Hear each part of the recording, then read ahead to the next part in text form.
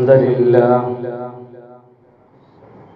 نحمده ونستعينه ونستغفره ونعوذ بالله من شرور أنفسنا ومن سيئات أعمالنا من يهده الله فلا مضل له ومن يضلل فلا هادي له أشهد أن لا إله إلا الله وأشهد أن محمدا عبده ورسوله يا أيها الذين آمنوا اتقوا الله حق تقاته ولا تموتن إلا وأنتم مسلمون يا أيها الناس اتقوا ربكم الذي خلقكم من نفس واحدة وخلق منها زوجها وبث منهما رجالا كثيرا ونساء واتقوا الله الذي تساءلون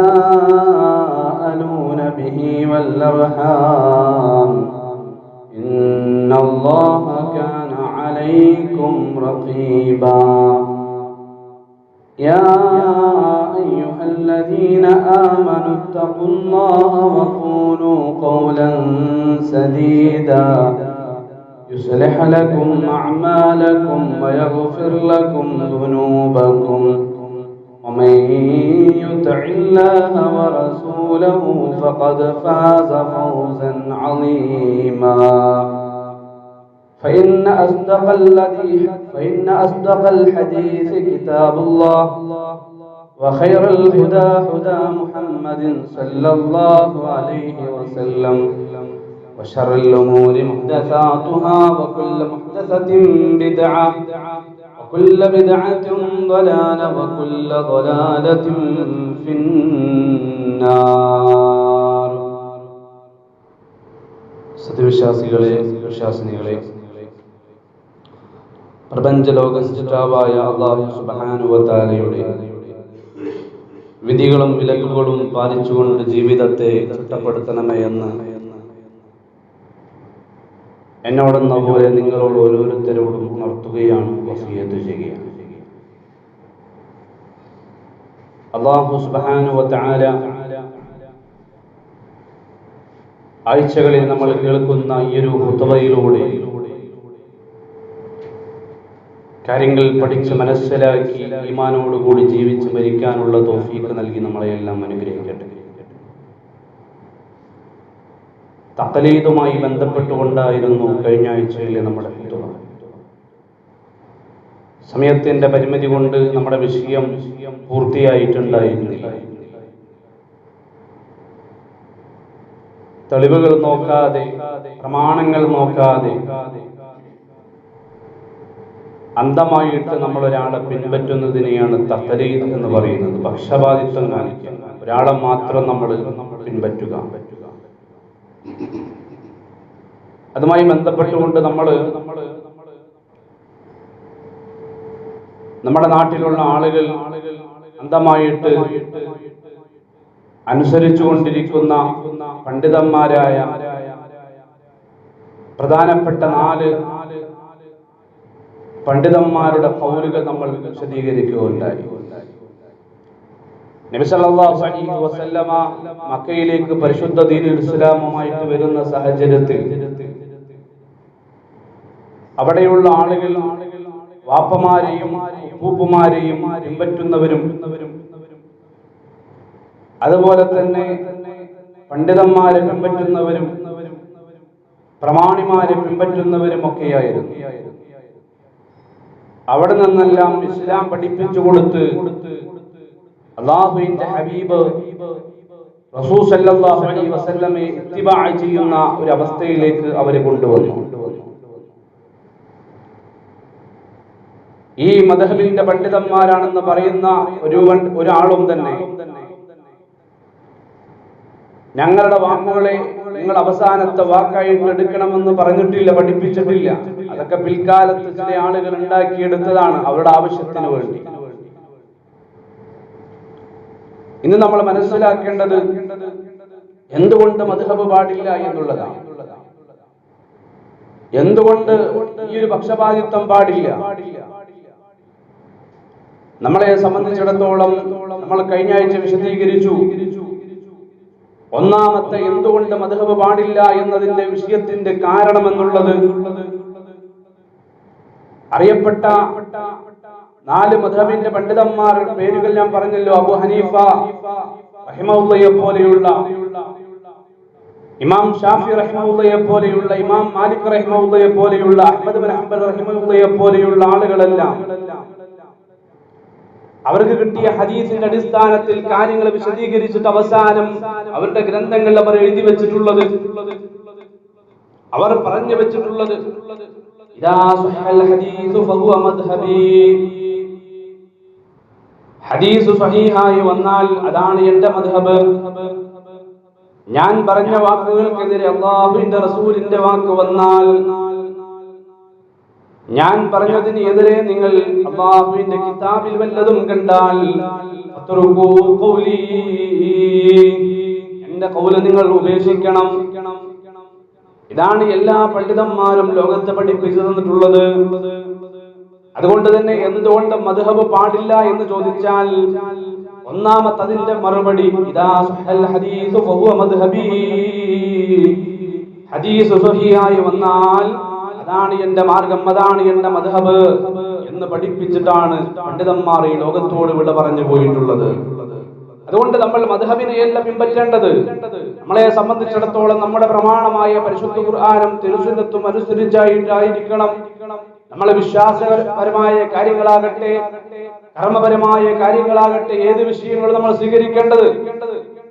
രണ്ടാമത് നമ്മൾ മനസ്സിലാക്കേണ്ടത് പൂർണ്ണമായിട്ടും ഒരാളുടെ വാക്ക് സ്വീകരിക്കാൻ പറ്റുന്നതായിട്ട് ലോകത്തൊരാളുമില്ല. മുഹമ്മദ് മുസ്തഫ സല്ലല്ലാഹു അലൈഹി വസല്ലമ അല്ലാത്ത ലോകത്തൊരാളും തന്നെ ഇല്ല. ഏതൊരാളുടെ വാക്കുകൾ നമ്മൾ എടുത്താലും അതിൽ സ്വീകരിക്കേണ്ട വാക്കുകൾ ഉണ്ടാകും, എന്നാൽ സ്വീകരിക്കാൻ പറ്റാത്ത വാക്കുകൾ ഉണ്ടാകും. അതാണ് ഇമാം മാലിക് റഹിമഹുള്ള പഠിപ്പിച്ചത്. ലൈസ അഹദുൻ, ഒരാളും തന്നെയില്ല ബഅദൻ നബി സല്ലല്ലാഹു അലൈഹി വസല്ലം, നബി സല്ലല്ലാഹു അലൈഹി വസല്ലമക്ക് ശേഷം ഒരാളുമില്ല. ഇല്ലാ വയുഖദു മിൻ ഖൗലിഹി വയുതറകു ഇല്ല നബി സല്ലല്ലാഹു അലൈഹി വസല്ലം.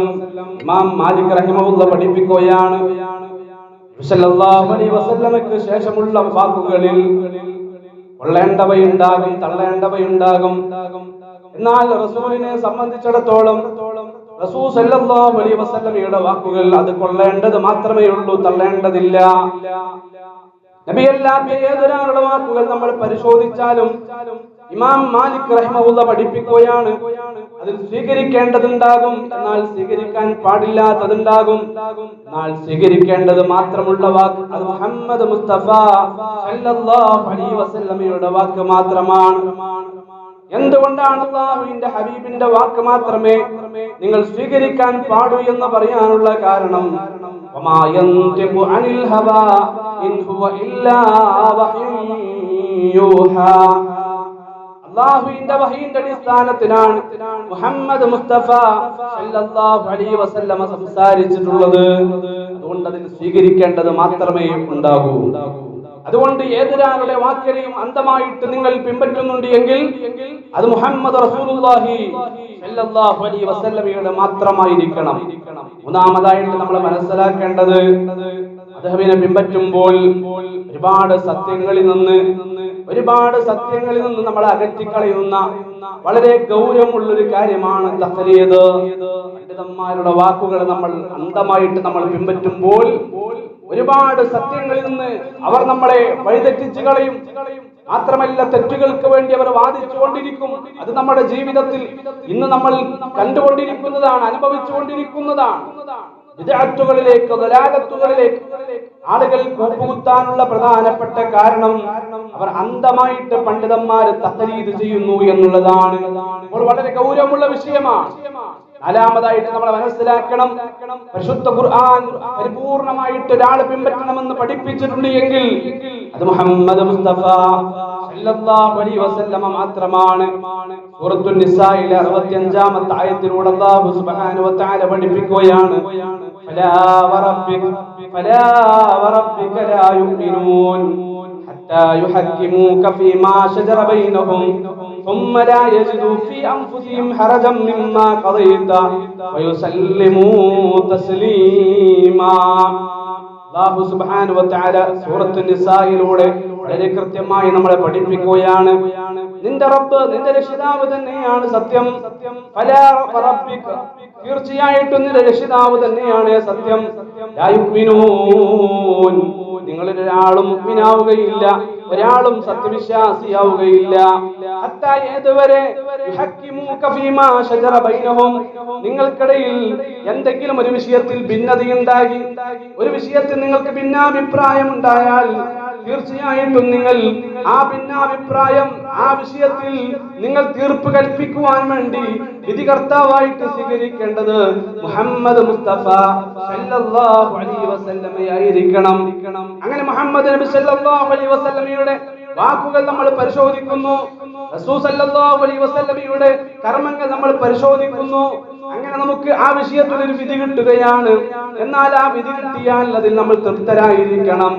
ലാ യജിദു സുമ്മ ലാ യജിദു ഫി അൻഫുസിഹിം ഹറജ, ആ വിധിയിൽ നമ്മൾ തൃപ്തരായിരിക്കണം.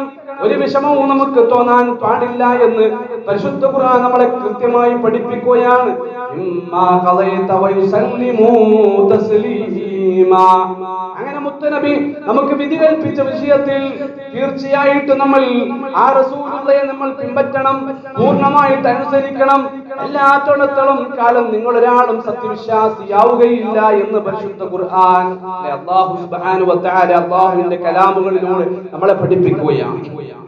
എന്തെങ്കിലും ഒരു വിഷയത്തിൽ നിങ്ങൾക്ക് ഭിന്നാഭിപ്രായം വന്നാൽ ഇമാം ഷാഫി റഹ്മത്തുള്ളാഹി അലൈഹി എന്താണ് പഠിപ്പിച്ചത് എന്ന് നോക്കാൻ വേണ്ടിയിട്ടല്ല പഠിപ്പിച്ചത്, അതല്ലെങ്കിൽ മറ്റുള്ള പണ്ഡിതന്മാർ എന്താണ് പഠിപ്പിച്ചത് എന്ന് പരിശോധിക്കാൻ വേണ്ടിയല്ല അല്ലാഹു സുബ്ഹാനഹു വ തആല പഠിപ്പിച്ചത്. മുത്തനബി എന്താണ് പഠിപ്പിച്ചത്, മുഹമ്മദ് റസൂലുള്ളാഹി എന്താണ് പഠിപ്പിച്ചത്, അത് നിങ്ങൾ പരിശോധിക്കണം. മുഹമ്മദ് റസൂലുള്ളാഹി സ്വല്ലല്ലാഹു അലൈഹി വസല്ലമയെ നിങ്ങൾ വിധികർത്താവായി സ്വീകരിക്കണം. അങ്ങനെ റസൂലുള്ളാഹിയിൽ നിന്ന് നിങ്ങൾക്ക് വിധി കിട്ടിയാൽ, ആ വിഷയത്തിൽ ഒരു തീർപ്പ് നിങ്ങൾക്ക് വന്നാൽ തീർച്ചയായിട്ടും അതിൽ നിങ്ങൾ സമാധാനം കൊള്ളണം. നിങ്ങൾക്കതിൽ സമാധാനം കൊള്ളാൻ സാധിക്കണം, സന്തോഷം കൊള്ളാൻ സാധിക്കണം. ഭിന്നാഭിപ്രായം നിങ്ങളിൽ ഉണ്ടാകരുത് എന്ന് പരിശുദ്ധ ഖുർആൻ വളരെ കൃത്യമായിട്ട് നമ്മളെ പഠിപ്പിച്ചത് കൊണ്ട് അലാമതായിട്ട് നമ്മൾ മനസ്സിലാക്കണം. എന്തുകൊണ്ട് തഖരീദ് പാടില്ല, എന്തുകൊണ്ട് തഖരീദ് പാടില്ല, ഒരു വിശ്വാസിയുടെ ജീവിതത്തിൽ എന്തുകൊണ്ട് തഖരീദ് പാടില്ല? കാരണം ഖുർആൻ പഠിപ്പിച്ചു തന്നിട്ടുള്ളത് നിങ്ങൾ പരിപൂർണമായിട്ട് പിൻപറ്റേണ്ടത് മുഹമ്മദ് മുസ്തഫ സല്ലല്ലാഹു അലൈഹി വസല്ലമയാണ്. അഞ്ചാമതായിട്ട് നമ്മൾ മനസ്സിലാക്കണം, ഏതെങ്കിലും ഒരു മദ്ഹബ് സ്വന്തമായിട്ട് നമ്മൾ സ്വീകരിക്കുകയാണ് എങ്കിൽ പല സുന്നത്തുകളെയും നമ്മുടെ ജീവിതത്തിൽ നമ്മൾ മാറ്റിവെക്കേണ്ടി വരും. പല സുന്നത്തുകളെയും അന്ധമായിട്ട് നമ്മൾ ഏതെങ്കിലും ഒരു പണ്ഡിതനെ മാത്രം നമ്മൾ ഫോളോ ചെയ്യുകയാണ് എങ്കിൽ, ഇപ്പൊ നമുക്കറിയാം, നമ്മുടെ തൃശ്ശൂർ ടൗണുകളിലൊക്കെ പോയി നോക്കാം. നമ്മൾ തൃശ്ശൂർ ജില്ലക്കാരാണല്ലോ, നമ്മൾ തൃശ്ശൂർ ടൗണുകളിലൊക്കെ ഒന്ന് പോയി നോക്കിയേ, അവിടെ പിന്നെ ഒരുപാട് ഹനഫി പള്ളികൾ നമുക്ക് കാണാൻ കഴിയും. അത്തരം പള്ളികളിൽ പോയി നമ്മൾ നമസ്കരിക്കുമ്പോൾ പിന്നെ അവിടെ ഖുർആൻ ഓതുകയാണ്, സൂറത്തുൽ ഫാത്തിഹ ഓതുകയാണ്. സിറാത്തൽ ലദീന അൻഅംത അലൈഹിം ഗൈറിൽ മഗ്ദൂബി അലൈഹിം വലദ്ദാല്ലീൻ. ഇമാം ഓതി കഴിഞ്ഞാൽ നമ്മളെ പോലെയുള്ള ആരെങ്കിലും ഉണ്ടെങ്കിൽ ആമീൻ എന്ന് പറയും, അല്ലെ? അവിടെ ചെന്ന് കഴിഞ്ഞാൽ നമ്മൾ കുടുങ്ങിപ്പോയി എന്ന് വിചാരിക്കും. നമ്മളെ ശബ്ദം മാത്രം, ചിലപ്പോ 50 or 100 ആളുകളൊക്കെ പള്ളി നിറയെ അവിടെ നിസ്കരിക്കാണ്ടാവും.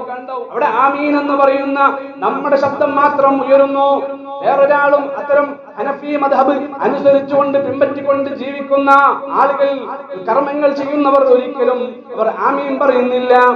പ്രിയമുള്ള വിശ്വാസികളെ നമ്മൾ മനസ്സിലാക്കണം, ഇത് സുന്നത്തിന് എതിരാണ്, ഇത് സുന്നത്തിന് എതിരാണ്. കാരണം മുഹമ്മദ് മുസ്തഫ സല്ലല്ലാഹു അലൈഹി വസല്ലമ പഠിപ്പിച്ചു തന്നിട്ടുള്ളത് അബൂ ഹുറൈറ റളിയല്ലാഹു അൻഹു നിവേദനം ചെയ്യുകയാണ്, ഇദാ അമ്മനൽ ഇമാമു ഫഅമ്മിനൂ, ഇമാം ആമീൻ പറയണം. വലദ്ദാലീൻ എന്ന് പറഞ്ഞാൽ ഇമാം ആമീൻ പറയണം, അതോടൊപ്പം തന്നെ ഇമാമിന്റെ കൂടെ നിങ്ങളും ആമീൻ പറയണം. കാരണം ഫഇന്നഹു മൻ ബാഫഖ തഅമീനുഹു തഅമീനൽ മലായികതി തീർച്ചയായിട്ടും ഇമാം നിൽക്കുന്നവൻ ആമീൻ പറയുമ്പോൾ ആ ഇമാമിന്റെ കൂടെ മലക്കുകൾ ആമീൻ പറയുന്നുണ്ട്. ആരുടെ ആമീനാണോ മലക്കുകൾ ആമീനുമായിട്ട് യോജിച്ചു വരുന്നത്, എന്റെ ജീവിതത്തിൽ കഴിഞ്ഞുപോയ പാപങ്ങൾ അതിലൂടെ അല്ലാഹു സുബ്ഹാനഹു വ തആല പുറത്തു കൊടുക്കുമെന്ന് മുഹമ്മദ് മുസ്തഫ സല്ലല്ലാഹു അലൈഹി വസല്ലം. അല്ലേ, ചെറിയ ചെറിയ പാപങ്ങൾ ഇവിടെ നമ്മൾ മനസ്സിലാക്കണം. ഇത്തരം വിഷയങ്ങളിലൊക്കെ ചെറിയ ചെറിയ പാപങ്ങളെ പൊറുക്കപ്പെടുള്ളൂ. ശിർക്ക് പോലെയുള്ള മറ്റുള്ള വലിയ വലിയ വൻപാപങ്ങളുണ്ടല്ലോ, ഇത്തരം വൻപാപങ്ങളൊക്കെ പൊറുക്കപ്പെടണമെങ്കിൽ തീർച്ചയായിട്ടും തൗബ അനിവാര്യമാണ്. എന്ന് ഏത് വിഷയവുമായി ബന്ധപ്പെട്ടുകൊണ്ട് നമ്മൾ കണ്ടാലും അവിടെ മനസ്സിലാക്കേണ്ടത് ചെറിയ ചെറിയ പാപങ്ങൾ മാത്രമേ അല്ലാഹു സുബ്ഹാനഹു വ തആല പൊറുക്കൂ. അപ്പൊ ഇമാം ആമീൻ പറയണം. ഇമാമിന്റെ കൂടെ മലക്കുകൾ ആമീൻ പറയും. അതോടൊപ്പം നമ്മുടെ ആമീനും വന്നാൽ ചെറുപാപങ്ങൾ പൊറുക്കപ്പെടുമെന്ന് മുത്തനബി നമ്മളെ പഠിപ്പിക്കുമ്പോൾ അത് സുന്നത്തായ ഒരു കാര്യമാണ്. എന്തുകൊണ്ട് ഈ സുന്നത്ത് ഒഴിവാക്കി? എന്തുകൊണ്ട് പല പള്ളികളിലും ഇത് കാണാൻ കഴിയുന്നില്ല? അവർ ഹനഫി മദ്ഹബ് അന്ധമായിട്ട് പിൻപറ്റുന്നു. ഞാൻ പറഞ്ഞത് പല സുന്നത്തുകളെയും നമ്മൾ ഒഴിവാക്കേണ്ടി വരും. അല്ലേ, മാലിക് മദ്ഹബ് അനുസരിച്ചുകൊണ്ട് നമസ്കരിക്കുന്ന ഒരാളെ സംബന്ധിച്ചിടത്തോളം ഇമാം മാലിക് റഹിമഹുള്ളയുടെ പിൽക്കാലത്ത് ഉണ്ടാക്കിയ, അദ്ദേഹത്തിന്റെ അനുയായികൾ ഉണ്ടാക്കിയ മദ്ഹബ് ഉണ്ടല്ലോ, ആ മദ്ഹബ് പിൻപറ്റിക്കൊണ്ട് ജീവിക്കുന്ന ഒരാളെ സംബന്ധിച്ചിടത്തോളം അവർ നമസ്കാരത്തിൽ കൈകെട്ടുകയില്ല. നമസ്കാരത്തിൽ വെറുതെ ഇങ്ങനെ എന്ത് ചെയ്യും, കൈ ഇങ്ങനെ ഇടും, അവർ കൈകെട്ടൂല. മാലികി മദ്ഹബ് അനുസരിച്ചുകൊണ്ട് ജീവിക്കുന്ന നമസ്കരിക്കുന്ന ഒരാളെ സംബന്ധിച്ചിടത്തോളം അവരുടെ പള്ളികളിലൊക്കെ പോയി കഴിഞ്ഞാൽ നമുക്ക് കാണാൻ കഴിയും. അല്ലെ, അവരൊക്കെ കൈകെട്ടാതെയാണ് അവർ നമസ്കരിക്കുക. അത് സുന്നത്തിന് എതിരാണ്. കാരണം പ്രവാചകൻ സല്ലല്ലാഹു അലൈഹി വസല്ലമയുടെ നമസ്കാരം കണ്ടിട്ട് സഹാബത്ത് പറഞ്ഞത്, റഅയ്തു റസൂലുള്ളാഹി സല്ലല്ലാഹു അലൈഹി വസല്ലം ഇദാ കാന ഖായിമൻ ഫി സലാത്തി ഖബള ബിയമീനിഹി അലാ ശിമാലിഹി. റസൂൽ സല്ലല്ലാഹു അലൈഹി വസല്ലം ഇദാ ഇടത്തെ കൈയിന്റെ മുകളിൽ വലത്തെ കൈ വെക്കുമായിരുന്നു, ഇടത്തെ കൈ വലത്തെ കൈ കൊണ്ട് പിടിക്കുമായിരുന്നു എന്ന് റസൂൽ സല്ലല്ലാഹു അലൈഹി വസല്ലമയുടെ നമസ്കാരത്തെ കുറിച്ച് സഹാബത്ത് വിശദീകരിക്കുകയാണ്. അൽഖമ ഇബ്നു വായിൽ റളിയല്ലാഹു അൻഹു വിശദീകരിക്കുകയാണ്. റസൂൽ സല്ലല്ലാഹു അലൈഹി വസല്ലം നമസ്കരിക്കുമ്പോൾ കൈ കെട്ടിക്കൊണ്ടായിരുന്നു. ഒന്നില്ലെങ്കിൽ എന്ത് ചെയ്യും, ഇടത്തെ കൈയിന്റെ മുകളിൽ വലത്തെ കൈ വെക്കും. അല്ലെ, രണ്ടു രൂപത്തിലും ചെയ്യാം. നമുക്ക് ഒന്നില്ലെങ്കിൽ മണിബന്ധം വരെ, അതല്ലെങ്കിൽ ഈ നമ്മുടെ കൈ തണ്ടുണ്ടല്ലോ അതിന്റെ പകുതി വരെ ഒക്കെ നമുക്ക് എന്ത് ചെയ്യാം, കൈ ഇങ്ങനെ വെച്ചിട്ട് നമുക്ക് നമസ്കരിക്കാം. അതുപോലെ തന്നെ നമ്മൾ കൈവെക്കേണ്ടതില്ല. ഈ വലത്തെ കൈയിന്റെ മുകളിൽ ഈ കൈപ്പത്തി നമ്മൾ എന്ത് ചെയ്യാം, നമ്മുടെ വലത്തെ കൈ കൊണ്ട് എന്ത് ചെയ്യാം, നമുക്ക് പിടിച്ചുകൊണ്ട് നമുക്ക് എന്ത് ചെയ്യാം, നമസ്കരിക്കാം. അല്ലെ, എന്നാൽ ചില ആളുകൾ എന്തുണ്ട്, തള്ളവരലും അതുപോലെ തന്നെ തള്ളവരലും ചെറുവിരലും കൂട്ടിപ്പിടിച്ചുകൊണ്ട് ബാക്കി മൂന്ന് വിരലുകളും എന്താ, രണ്ടും സുന്നത്താണല്ലോ, പിടിക്കലും സുന്നത്താണല്ലോ, വെക്കലും സുന്നത്താണല്ലോ, അതുകൊണ്ട് രണ്ടും കിട്ടിക്കോട്ടെ എന്ന് വിചാരിച്ചുകൊണ്ട് ചില ആളുകൾ എന്ത് ചെയ്യുന്നുണ്ട്, വലത്തെ പിന്നെ തള്ളവരല് കൊണ്ടും ചെറുവിരല് കൊണ്ടും കൂട്ടിപ്പിടിച്ചിട്ട് ബാക്കി മൂന്ന് വിരലും നീട്ടിവെക്കുന്നവരുണ്ട്. അത് സുന്നത്തിനെതിരാണ്, അത് സുന്നത്തല്ല. ഒന്നില്ലെങ്കിൽ സ്വഹീഹായ ഹദീസുകളിലൂടെ വന്നിട്ടുള്ളത്, ഒന്നില്ലെങ്കിൽ ഇടത്തെ കൈയുടെ മുകളിൽ വലത്തെ കൈ വെച്ചുകൊണ്ട് ഹബീബ് നമസ്കരിക്കുമായിരുന്നു, അതല്ലെങ്കിൽ ഇടത്തെ കൈപ്പത്തിയ വലത്തെ കൈപ്പത്തി കൊണ്ട് മുഴുവനായിട്ട് മുഹമ്മദ് മുസ്തഫ സല്ലല്ലാഹു അലൈഹി വസല്ലം പിടിച്ചുകൊണ്ട് നമസ്കരിക്കുമായിരുന്നു. അല്ലെ, കൈ കെട്ടാതെ നമസ്കരിക്കുക എന്നുള്ളത് എന്താണ്, സുന്നത്തിനെതിരാണ്. കൈകെട്ടാതെ നിസ്കരിക്കുക അത് സുന്നത്തിനെതിരാണ്. എന്തുകൊണ്ട് ഇത് സംഭവിക്കുന്നു? അന്ധമായിട്ട് മദ്ഹബുകളെ പിൻപറ്റുന്നു, റസൂലുള്ളാഹിന്റെ വാക്കുകളെ നോക്കുന്നില്ല, അല്ലാഹു സുബ്ഹാനഹു വ തആലയുടെ വഹി എന്താണെന്ന് പരിശോധിക്കുന്നില്ല. അതുപോലെ തന്നെ ശാഫിഈ മദ്ഹബ് അന്ധമായിട്ട് പിൻപറ്റുന്ന ആളുകളെ സംബന്ധിച്ചിടത്തോളം നമുക്ക് കൃത്യമായിട്ട് കാണാൻ കഴിയും. നമ്മളെ സംബന്ധിച്ചിടത്തോളം പെരുന്നാൾ ആഘോഷം രണ്ട് ആഘോഷങ്ങളാണ്. ഒന്ന് ചെറിയ പെരുന്നാൾ, വലിയ പെരുന്നാൾ. ശാഫിഈ മദ്ഹബ് അംഗീകരിക്കുന്ന ആളുകളെ സംബന്ധിച്ചിടത്തോളം അത് അന്ധമായിട്ട് തഖ്ലീദ് ചെയ്യുന്നവരെ സംബന്ധിച്ചിടത്തോളം അവർ പെരുന്നാൾ നിസ്കാരം ഇവിടെ നിസ്കരിക്കുള്ളൂ, അവർ പള്ളിയിലെ നിസ്കരിക്കുള്ളൂ. എന്നാൽ റസൂൽ സല്ലല്ലാഹു അലൈഹി വസല്ലമയുടെ പെരുന്നാൾ നമസ്കാരം എവിടെയായിരുന്നു? സഹാബത്ത് വിശദീകരിക്കുകയാണ്. കാന റസൂലുള്ളാഹി സല്ലല്ലാഹു അലൈഹി വസല്ലം യഖ്റുജു യൗമൽ ഫിത്രി വൽ അദ്ഹാ ഇലൽ മുസല്ല. ചെറിയ പെരുന്നാളിനും വലിയ പെരുന്നാളിനും മസ്ജിദുൻ നബവിയുടെ വലത്തെ ഭാഗത്തൂടെ പുറത്തിറങ്ങിയാൽ പ്രത്യേകമായി സജ്ജമാക്കിയിട്ടുള്ള മുസല്ലയിലേക്ക് മുഹമ്മദ് മുസ്തഫ സല്ലല്ലാഹു അലൈഹി വസല്ലം പോകുമായിരുന്നു. അവിടെ ഇതുള്ളവർ വരണം, സ്ത്രീകൾ വരണം, എല്ലാവരും വരണം, ഭാര്യമാര് വരണം, ഉമ്മമാര് വരണം, മക്കള് വരണം. കാരണം സന്തോഷത്തിന്റെ ആനന്ദത്തിന്റെ ദിവസമാണ് പെരുന്നാള്. ആ സന്തോഷത്തിന്റെ വേളയിൽ എല്ലാവരും ഉണ്ടാകണം. കൈകൊള്ള സ്ത്രീകള് അവർ നമസ്കാരത്തിൽ നിന്ന് മാത്രം മാറി നിൽക്കട്ടെ, ബാക്കിയുള്ള ആഘോഷങ്ങളിൽ അവൾ പങ്കെടുക്കട്ടെ എന്ന് മുഹമ്മദ് മുസ്തഫ റസൂൽ കരീം സല്ലല്ലാഹു അലൈഹി വസല്ലം. ഇതാണ് റസൂലുള്ളാഹിന്റെ സുന്നത്ത്. പെരുന്നാൾ നമസ്കാരം പള്ളിയിലല്ല റസൂൽ നിസ്കരിച്ചത്, പ്രത്യേകമായിട്ട് മസ്ജിദുൻ നബവിയുടെ പുറത്ത് സജ്ജമാക്കിയിട്ടുള്ള മുസല്ലയിലാണ് അല്ലാഹുവിന്റെ ഹബീബ് നമസ്കരിച്ചിട്ടുള്ളത്. എന്തുകൊണ്ട് പ്രിയമുള്ളവരെ, നമ്മുടെ നാട്ടിൽ പള്ളിയിൽ മാത്രം പെരുന്നാൾ നമസ്കാരമായി അന്ധമായിട്ട് തഖ്ലീദ് ചെയ്യുന്നു. ഏതിനെ? ശാഫി മദ്ഹബിനെ അന്ധമായിട്ട് തഖ്ലീദ് ചെയ്യുന്നതിന്റെ പ്രശ്നമാണ് ഇതെല്ലാം. അതുകൊണ്ട് നമ്മൾ മനസ്സിലാക്കണം, അഞ്ചാമതായിട്ട് എന്തുകൊണ്ട് തഖ്ലീദ് പാടില്ല. നമ്മുടെ ജീവിതത്തിൽ പല പല പല സുന്നത്തുകളെയും നമ്മൾ ഉപേക്ഷിക്കേണ്ടി വരും. ആറാമതായിട്ട് നമ്മൾ മനസ്സിലാക്കണം, എന്തുകൊണ്ട് മദ്ഹബ് പാടില്ല, എന്തുകൊണ്ട് തഖ്ലീദ് പാടില്ല, മദ്ഹബുകളെ അന്ധമായിട്ട് തഖ്ലീദ് ചെയ്യുന്ന സാഹചര്യം പാടില്ല എന്ന് ചോദിച്ചാൽ, നമ്മുടെ ജീവിതത്തിൽ പല ദുർബലമായ ഹദീസുകളെയും ജീവിതത്തിൽ നമ്മൾ തെളിവായിട്ട് സ്വീകരിക്കേണ്ടി വരും. അല്ലാഹുവിന്റെ ഹബീബ് പഠിപ്പിക്കാത്തത് അതാണല്ലോ ദുർബലമായ ഹദീസ്. റസൂലുള്ളാഹിന്റെ പേരിൽ കെട്ടിയുണ്ടാക്കിയ ഹദീസ് അതാണല്ലോ ദുർബലമായ ഹദീസ്. അത്തരം ദുർബലമായ ഹദീസുകളുടെ അടിസ്ഥാനത്തിൽ പല കർമ്മങ്ങളും ചെയ്യേണ്ടി വരും. അതുകൊണ്ട് തഖ്ലീദ് പാടില്ല. ഏതുപോലെ നമസ്കാരത്തിലെ ഖുനൂത്ത്, സുബഹി നമസ്കാരത്തിലെ ഖുനൂത്ത്, സുബഹി നമസ്കാരത്തിലെ ഖുനൂത്ത്, സുബഹി നമസ്കാരത്തിൽ മാത്രം പ്രത്യേകമായ ഒരു ഖുനൂത്ത് നമ്മുടെ നാടുകളിൽ കടന്നു വരുന്നു. എന്നാൽ ഈ ഖുനൂത്ത് ഹനഫി മദ്ഹബിലില്ല, അതുപോലെ തന്നെ ഹംബലി മദ്ഹബിലില്ല, അതുപോലെ തന്നെ മാലിക്കി മദ്ഹബിലില്ല. ഷാഫി മദ്ഹബിൽ മാത്രമാണ്, ഷാഫി മദ്ഹബിൽ മാത്രമാണ് സുബഹി നമസ്കാരത്തിൽ മാത്രമായിട്ടുള്ള ഒരു ഖുനൂത്ത് നമുക്ക് കാണാൻ കഴിയുന്നത്. അത് റസൂൽ സല്ലല്ലാഹു അലൈഹി വസല്ലമയുടെ ജീവിതത്തിലില്ല. സുബഹിക്ക് മാത്രമായിട്ടുള്ള ഒരു ഖുനൂത്ത് അല്ലാഹുവിന്റെ ഹബീബ് പഠിപ്പിച്ചിട്ടില്ല. ദുർബലമായ ഹദീസുകളുണ്ട്. ആ ദുർബലമായ ഹദീസുകളുടെ അടിസ്ഥാനത്തിലാണ് നമ്മുടെ നാട്ടിൽ ആളുകൾ ഇത് ചെയ്തുകൊണ്ടിരിക്കുന്നത്. ആ ദുർബലമായ ഹദീസുകളുടെ അടിസ്ഥാനത്തിൽ അവർ ചെയ്യാനുള്ള കാരണം എന്താ?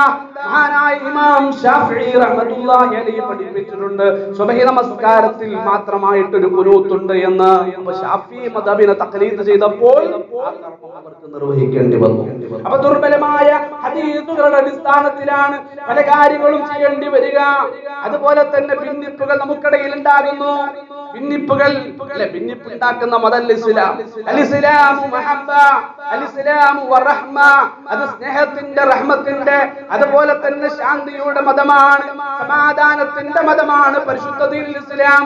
നമ്മുടെ അവസ്ഥ എന്താ? മുസ്ലിങ്ങളാണെന്ന് പറയുന്നവർ സലാം പറയുന്നില്ല, സലാം അടക്കുന്നില്ല, ചിരിക്കുന്നില്ല, പരസ്പരം അങ്ങോട്ടും ഇങ്ങോട്ടും ഒരു ഇടപഴക്കങ്ങളുമില്ല. എന്താണ് ഇവിടെ സംഭവിക്കുന്നത്? ഭിന്നിപ്പുണ്ടാക്കാനുള്ള കാരണം എന്താ? ഭിന്നിപ്പുണ്ടാകാനുള്ള കാരണം എന്താ? ഖുർആനിൽ നിന്ന് വഴിതെറ്റിപ്പോയി, സുന്നത്തിൽ നിന്ന് വഴിതെറ്റിപ്പോയി, അല്ലാഹുവിന്റെ റസൂലിന്റെ ജീവിതത്തെയല്ല പിന്തുടരുന്നത്, മറിച്ച് താനേതൊരു മദ്ഹബാണോ സ്വീകരിച്ചത് ആ മദ്ഹബ് മാത്രം അന്ധമായിട്ട് തഖ്ലീദ് ചെയ്യുന്ന സാഹചര്യം മനുഷ്യന്മാരെ മുസ്ലിങ്ങളെ ഭിന്നിപ്പിലേക്ക് കൊണ്ടുവന്നെത്തിക്കുകയാണ്. ഒരു മദ്ഹബ് പറയുന്നത് മറ്റേ മദ്ഹബിന് പിടിക്കൂല, മറ്റേ മദ്ഹബ് പറയുന്നത് ഈ മദ്ഹബിന് പിടിക്കൂല. അവിടെയാണ് റസൂൽ പറഞ്ഞത്, ഫഇന്നഹു മൻ യഇശ് മിൻകും ബഅദി ഫസയറ ഇഖ്തിലാഫൻ കസീറാ അലൈക്കും ബിസുന്നതി വസുന്നതിൽ ഖുലഫാഇൽ മഹ്ദിയിൻ റാഷിദീൻ തമസ്സകൂ ബിഹാ വഅദ്ദു അലൈഹാ ബിന്നവാജിദ്. അല്ലാഹുവിന്റെ ഹബീബ് പഠിപ്പിക്കുകയാണ്, എന്റെ കാലശേഷം ദീനിൽ ഒരുപാട് ഭിന്നാഭിപ്രായങ്ങൾ കാണും. അത്തരം ഭിന്നാഭിപ്രായങ്ങൾ കടന്നു വന്നാൽ നിങ്ങൾ എന്നിലേക്ക് നോക്കണം, സ്വഹാബത്തിലേക്ക് നോക്കണം. എന്റെ സ്വഹാബത്തിന്റെ ജീവിതത്തെ നിങ്ങൾ മുറുകെ പിടിക്കണം. അതിന് നിങ്ങൾ അണപ്പല്ലുകൊണ്ട് മുറുക്കി കടിച്ചു പിടിക്കണമെന്ന് മുഹമ്മദ് മുസ്തഫ സല്ലല്ലാഹു അലൈഹി വസല്ലം നമ്മളെ പഠിപ്പിച്ചു. പഠിപ്പിക്കുന്നു അല്ലെ? ഏതെങ്കിലും ഒരു പണ്ഡിതൻ എന്താ പറഞ്ഞത് അതല്ല നമ്മൾ നോക്കാൻ റസൂലുള്ളാഹി പഠിപ്പിച്ചത്. അള്ളാഹുവിന്റെ ഹബീബ് എന്താണോ പഠിപ്പിച്ചത്, അതുപോലെ തന്നെ സ്വഹാബത്ത് എന്താണോ കാണിച്ചു തന്നത്, അത് നിങ്ങൾ പരിശോധിക്കുകയും അതിൽ നിങ്ങൾക്ക് കൃത്യമായ വിധി കിട്ടിയാൽ അതിനെ നിങ്ങൾ അണപ്പല്ലുകൊണ്ട് കടിച്ചു പിടിക്കണമെന്ന് ഹയാത്തിലായിരിക്കും മുഹമ്മദ് മുസ്തഫ സല്ലല്ലാഹു അലൈഹി വസല്ലം. അതുകൊണ്ട് പ്രിയമുള്ള വിശ്വാസികളെ, നിസ്കാരത്തിന്റെ വിഷയത്തിലാകട്ടെ, മറ്റുള്ള ഏത് വിഷയങ്ങളിലാകട്ടെ, ഏത് വിഷയത്തിലും നമുക്കിടയിൽ തർക്കങ്ങളുണ്ടോ, ആ തർക്കങ്ങൾ ഇസ്ലാം പൂർത്തിയാണ്. എല്ലാ കാര്യങ്ങളും നമ്മളെ പഠിപ്പിച്ചിട്ടുണ്ട്. സ്വർഗത്തിലേക്ക് നമ്മളെ അടുപ്പിക്കുന്ന, നരകത്തിൽ നിന്ന് നമ്മളെ അകറ്റുന്ന എല്ലാ കാര്യങ്ങളും പഠിപ്പിച്ചു തന്നിട്ടാണ് റബീഉൽ അവ്വൽ 12-ാം ദിവസം, റബീഉൽ അവ്വൽ മാസം 12-ാം തീയതി മുഹമ്മദ് മുസ്തഫ സല്ലല്ലാഹു അലൈഹി വസല്ലം ഈ ലോകത്തോട് വിട പറഞ്ഞു പോയിട്ടുള്ളത്. ഒന്നും നമ്മളെ പഠിപ്പിക്കാത്തതായിട്ടില്ല, ഒന്നും നമ്മളെ അറിയിക്കാത്തതായിട്ടില്ല. അതുകൊണ്ട് എന്ത് വിഷയത്തിലും തർക്കങ്ങൾ വന്നാൽ, നമുക്ക് സംശയങ്ങൾ വന്നാൽ, അല്ലാഹുവിന്റെ ഹബീബ് എന്താണ് പഠിപ്പിച്ചത്, ആ റസൂലുള്ളാഹിന്റെ കൂടെ ജീവിച്ച സ്വഹാബത്ത് എന്താണ് ആ വിഷയത്തിൽ നിലപാട് സ്വീകരിച്ചത്, അതായിരിക്കണം നിങ്ങൾ പരിശോധിക്കേണ്ടത് എന്ന് നമ്മുടെ മുത്തുനബി നമ്മളെ പഠിപ്പിക്കുകയാണ് സല്ലല്ലാഹു അലൈഹി വസല്ലം. അവസാനമായിട്ട് നമ്മൾ മനസ്സിലാക്കണം, ഇത്തരം അന്ധമായിട്ടുള്ള മദ്ഹബി തഖ്ലീദ്, പക്ഷപാതിത്വം കാണിക്കുന്ന അവസ്ഥയുണ്ടല്ലോ. അല്ലാഹുവിന്റെ കലാമിൽ നിന്നും തിരുസുന്നത്തിൽ നിന്നും നമ്മൾ അകറ്റിക്കളയും. ആൾക്കാർക്ക് ഖുർആൻ പഠിക്കാൻ നേരില്ല, സുന്നത്ത് പഠിക്കാൻ നേരില്ല.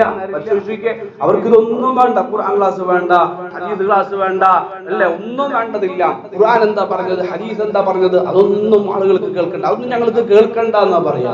അപ്പൊ ഖുർആനിൽ നിന്നും സുന്നത്തിൽ നിന്നും നമ്മളെ വഴിതെറ്റിച്ച് കളയുന്ന ഒരു മാരകമായ ഒരു പ്രവർത്തനമാണ് ഈ തഖ്ലീദ് എന്നുള്ളത്.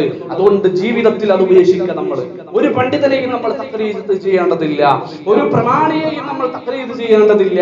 നമ്മുടെ വാപ്പമാർ, ഉപ്പൂപ്പമാർ, അല്ലെ, പല ആളുകളും ചോദിക്കാറുണ്ട്, നമ്മൾ ശരിയായ തൗഹീദ് പഠിപ്പിച്ചു കൊടുക്കുമ്പോൾ, നമ്മൾ ശരിയായ ഇസ്ലാം പഠിപ്പിച്ചു കൊടുക്കുമ്പോൾ നമ്മളോട് ചോദിക്കും, എന്താ ചോദ്യം? എങ്കിൽ പറയാ നിന്റെ വാപ്പയുടെ അവസ്ഥ എന്താ, എങ്കിൽ പറയാ നിന്റെ ഉമ്മയുടെ അവസ്ഥ എന്താണ്? അവിടെയെല്ലാം കൃത്യമായ മറുപടി പരിശുദ്ധ ഖുർആൻ അമ്പിയാക്കന്മാരിലൂടെ പഠിപ്പിച്ചു തന്നിട്ടുണ്ട്. ഏതൊരു നബിയും തന്റെ നാട്ടിലേക്ക്, ഏതൊരു റസൂലും ലാ ഇലാഹ ഇല്ലല്ലാഹ് എന്ന കലിമത്തു തൗഹീദുമായിട്ട് കടന്നു വരുമ്പോൾ ആ നാട്ടിലുള്ള കാഫിറുകൾ, ആ നാട്ടിലുള്ള പിന്നെ മുശ്രിക്കീങ്ങളായ ആളുകൾ ചോദിക്കും, മാ ബാലുൽ ഖുറൂനിൽ ഊലാ, എങ്കിൽ പറയാ മൂസാ നബിയോട് ചോദിക്കുകയാണ്, നീ പറയുന്നതാണ് ശരിയെങ്കിൽ നിനക്ക് മുമ്പ് കഴിഞ്ഞു പോയ വാപ്പമാരുണ്ടല്ലോ, ഉപ്പുമാരുണ്ടല്ലോ, അവരുടെ അവസ്ഥ എന്താണ് എന്ന് പറയാ. അതിന് മൂസാ നബി കൊടുത്ത മറുപടിയുണ്ട്, അമ്പിയാക്കന്മാർ കൊടുത്ത മറുപടിയുണ്ട്,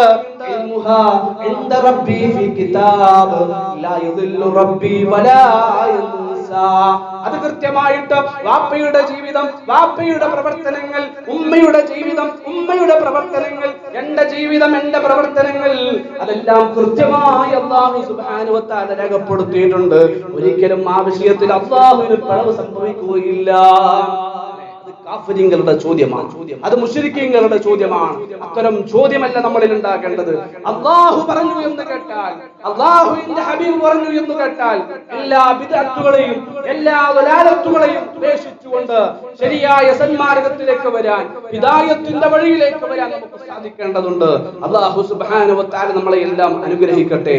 അഖൂലു ഖൗലി ഹാദാ വസ്തഗ്ഫിറുല്ലാഹ ലി വലക്കും വസ്തഗ്ഫിറൂ ഇന്നഹു ഹുവൽ ഗഫൂറുർ റഹീം.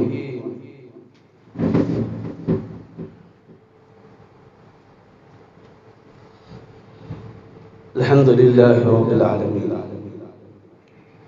അസ്സലാത്തു വസ്സലാമു അലാ റസൂലിൽ അമീൻ വഅലാ ആലിഹി വസഹ്ബിഹി അജ്മഈൻ. അമ്മാ ബഅദ്.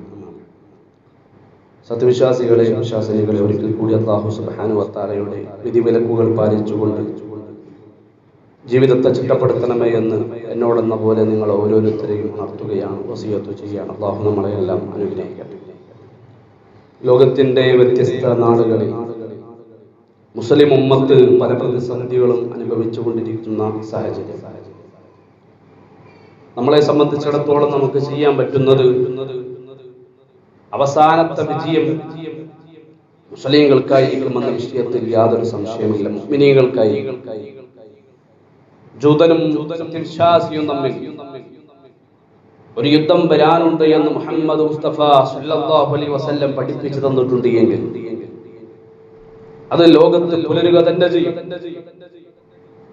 മുത്തനബി പഠിപ്പിച്ച പല കാര്യങ്ങളും ലോകത്ത് എല്ലാ മുഴുവൻ കാര്യങ്ങളും ലോകത്ത് പുലർന്നിട്ടുണ്ട് എങ്കിൽ, ഇനി പലതും പുലരാനിരിക്കുന്നുണ്ട് എങ്കിൽ ആ കൂട്ടത്തിൽപ്പെട്ടതാണ് ജൂതനെ അടിച്ചു തരത്തുന്ന ഒരു കാലഘട്ടം ലോകത്ത് വരാനുണ്ട് എന്ന് ഹബീബുന മുഹമ്മദ് മുസ്തഫ സല്ലല്ലാഹു അലൈഹി വസല്ലം അതിലേക്ക് നീങ്ങിക്കൊണ്ടിരിക്കുകയാണ്. ലോകാവസാനം അടുത്തുകൊണ്ടിരിക്കുകയാണ്. യൗമുൽ ഖിയാമയിലേക്ക് ലോകം അത് നീങ്ങിക്കൊണ്ടിരിക്കുകയാണ്, സഞ്ചരിച്ചു കൊണ്ടിരിക്കുകയാണ്. അതിന്റെ പല അടയാളങ്ങളും നമ്മൾ ഇന്ന് ലോകത്ത് കണ്ടുകൊണ്ടിരിക്കുകയാണ്. ഇവിടെ ജീവിക്കുന്ന നമ്മളെ സംബന്ധിച്ചിടത്തോളം പ്രതിസന്ധിയും പ്രയാസങ്ങളും അനുഭവിക്കുന്നവർക്ക് വേണ്ടി പ്രാർത്ഥിക്കുക എന്നത് മാത്രമാണ് നമുക്ക് ചെയ്യാനുള്ളത്. അല്ലാഹുവിലേക്ക് കരങ്ങൾ ഉയർത്താം, സമാധാനത്തിനു വേണ്ടി അല്ലാഹുവിലേക്ക് കരങ്ങൾ ഉയർത്തി പ്രാർത്ഥിക്കുക എന്ന് മാത്രമേ നമുക്ക് ചെയ്യാൻ കഴിയൂ. അല്ലാഹു സുബ്ഹാനഹു വ തആല നമ്മളെ എല്ലാം അനുഗ്രഹിക്കട്ടെ. അല്ലാഹു റഹ്മാന, അല്ലാഹു റഹീമ. നമ്മൾ അഞ്ചു നേരം നമസ്കാരത്തിൽ ചുരുങ്ങിയത് 17 തവണ ഞാൻ നേരത്തെ സൂചിപ്പിച്ചതുപോലെ നെഞ്ചത്ത് കൈവച്ചുകൊണ്ട് കൈകെട്ടിക്കൊണ്ട് നമ്മൾ പറയാറുണ്ട് അല്ലാഹുവിനെ സംബന്ധിച്ച്. അല്ലാഹു റഹ്മാനാണ്, റഹീമാണ്. അല്ലാഹുവിന്റെ സുന്ദരമായ നാമങ്ങൾ, അതിലൊരു സിഫത്തുണ്ട് റഹ്മത്ത്. അതിലൊരു സിഫത്തുണ്ട് റഹ്മത്ത്. അല്ലാഹു സുബ്ഹാനഹു വ തആല റഹ്മാനാണ്, റഹ്മത്ത് കൊടുക്കുന്നവനാണ്. ലോകത്തുള്ള സകലർക്കും, ജൂതനും അതുപോലെ തന്നെ നസ്രാണിക്കും മുസ്ലിമിനും എല്ലാവർക്കും, അല്ലാഹു ഇല്ല എന്ന് പറയുന്നവർക്കും എല്ലാവർക്കും അനുഗ്രഹം കൊടുക്കും. ലോകത്തുള്ള എല്ലാ ജീവജാലങ്ങൾക്കും അനുഗ്രഹങ്ങൾ കൊടുക്കുന്നവൻ, ആദ്യവും മതവും ഒന്നും നോക്കാതെ, അതാണ് റഹ്മാൻ. എന്നാൽ എല്ലാ വിശ്വാസവും കാര്യങ്ങളും ഒക്കെ പരിശോധിച്ചുകൊണ്ട് റഹ്മത്ത് കൊടുക്കുന്ന ഒരു കാലഘട്ടം ലോകത്ത് വരാനുണ്ട്. ഈ പ്രപഞ്ചം അവസാനിച്ച് നാളെ മരണത്തിനു ശേഷമുള്ള പാരത്രിക ജീവിതം, ആ പാരത്രിക ജീവിതത്തിൽ സുഖാനുഭൂതികൾ നിറഞ്ഞ സ്വർഗ്ഗം അല്ലാഹു സുബ്ഹാനഹു വ തആല കൊടുക്കുമ്പോൾ അല്ലാഹുവിന്റെ റഹ്മത്തിനെ, അല്ലാഹുവിന്റെ കാരുണ്യത്തെ 100 ഭാഗമാക്കിയാൽ അതിൽ 99% അല്ലാഹുവിന്റെ അടുക്കൽ പിടിച്ചു വെച്ചിരിക്കുകയാണ് എന്ന് മുഹമ്മദ് മുസ്തഫ സല്ലല്ലാഹു അലൈഹി വസല്ലം. അത് വിശ്വാസിക്ക് മാത്രമേ അല്ലാഹു കൊടുക്കൂ, അത് മുഅ്മിനിന് മാത്രമേ അല്ലാഹു കൊടുക്കൂ. ആ സ്വർഗീയ പൂങ്കാവനത്തിലേക്ക് പ്രവേശിക്കാൻ നമുക്ക് സാധിക്കണം. അല്ലാഹുവിനെ അനുസരിച്ചുകൊണ്ട് റസൂൽ സല്ലല്ലാഹു അലൈഹി വസല്ലമയെ ഇത്തിബാഅ് ചെയ്തുകൊണ്ട് ജീവിതത്തെ ചിട്ടപ്പെടുത്തുക. അതോടൊപ്പം റഹ്മത്ത്, കാരുണ്യം എന്ന സിഫത്ത് നമ്മുടെ ജീവിതത്തിലും കൊണ്ടുവരാൻ നമുക്ക് സാധിക്കണം. നമ്മുടെ ചുറ്റുപാടുകളിൽ പ്രതിസന്ധികളും പ്രയാസങ്ങളും അനുഭവിക്കുന്നവർക്ക് ഒരു കരുണയായി, താങ്ങായി, തണലായി നിൽക്കാൻ നമുക്ക് സാധിക്കണം. മുത്തനബിയെ കുറിച്ച് ഹദീസുകളിൽ നമുക്ക് കാണാം, ശുദ്ധ ഖുർആനിൽ നമുക്ക് കാണാം, തീർച്ചയായും താങ്കൾ ഉത്തമ സ്വഭാവത്തിന്റെ ഉടമയാണ് എന്ന് ശുദ്ധ ഖുർആൻ സൂറത്ത് ഖലമിലൂടെ പഠിപ്പിച്ചു. അതുപോലെ തന്നെ മുത്തനബി അല്ലാഹു നിയോഗിച്ചിട്ടുള്ളത് നല്ലൊരു സ്വഭാവത്തിന്റെ ഉടമയുടെ പൂർത്തീകരണത്തിന് വേണ്ടിയാണ് എന്ന് കൃത്യമായ ഹദീസുകൾ നമ്മളെ പഠിപ്പിച്ചു തരുമ്പോൾ, പ്രിയമുള്ളവരെ, ആ നബി സല്ലല്ലാഹു അലൈഹി വസല്ലമ ജീവിച്ചതുപോലെ ഉത്തമ സ്വഭാവത്തിന്റെ ആളുകളായി കുടുംബത്തിലും നാട്ടിലുമെല്ലാം ജീവിക്കാൻ നമുക്ക് സാധിക്കണം. നല്ല മനുഷ്യനായി, എല്ലാവരും ഇഷ്ടപ്പെട്ട, എല്ലാവർക്കും കരുണ ചൊരിഞ്ഞ്, എല്ലാവരോടും ക്ഷമ കാട്ടി, എല്ലാവരോടും വിനയത്തോടുകൂടി പെരുമാറി, ദാനശീലനായി പെരുമാറി ജീവിക്കാൻ നമുക്ക് സാധിക്കണം. അല്ലാഹു നമ്മളെയെല്ലാം അനുഗ്രഹിക്കട്ടെ. اللهم اغفر للمؤمنين والمؤمنات والمسلمين والمسلمات الأحياء منهم والأموات إنك مجيب الدعوات يا قاضي الحاجات. اللهم أجرنا من النار. اللهم رب ارحمهما كما ربيانا صغيرا.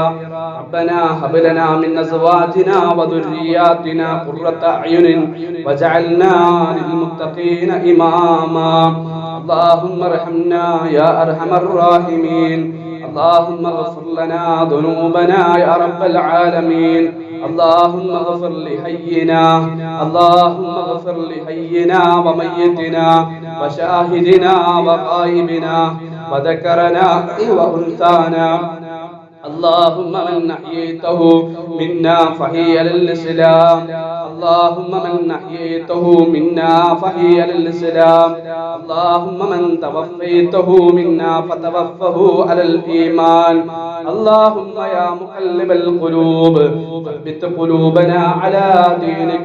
اللهم يا مصرف القلوب صرف قلوبنا على طاعتك. ربنا لا تزغ قلوبنا بعد إذ هديتنا وهب لنا من لدنك رحمة إنك أنت الوهاب. اللهم توفنا مسلما اللهم توفنا مسلما اللهم توفنا مسلما وألحقنا بالصالحين اللهم ارحمنا يا أرحم الراحمين اللهم أعز الإسلام والمسلمين اللهم أعز الإسلام والمسلمين ودمر أعداءك أعداء الدين اللهم انصر إخوان المسلمين في كل مكان اللهم انصر إخوان المسلمين في كل مكان اللهم انصر إخوان المسلمين في فلسطين اللهم ارحمهم اللهم اغفر لهم ربنا تقبل منهم من شهدائهم يا رب العالمين ربنا تقبل منا من دعائنا وصيامنا وقيامنا وصلاتنا وكل من أعمال صالحاتنا يا رب العالمين ربنا تقبل منا إنك أنت السميع العليم وتب علينا إنك أنت التواب الرحيم ربنا آتنا في الدنيا حسنة وفي الآخرة حسنة وقنا عذاب النار اللهم صل على محمد وعلى آل محمد كما صليت على إبراهيم وعلى آل إبراهيم إنك حميد مجيد اللهم بارك على محمد وعلى آل محمد كما باركت على إبراهيم وعلى آل إبراهيم إنك حميد مجيد آمين آمين آمين برحمتك يا أرحم الراحمين والحمد لله رب العالمين.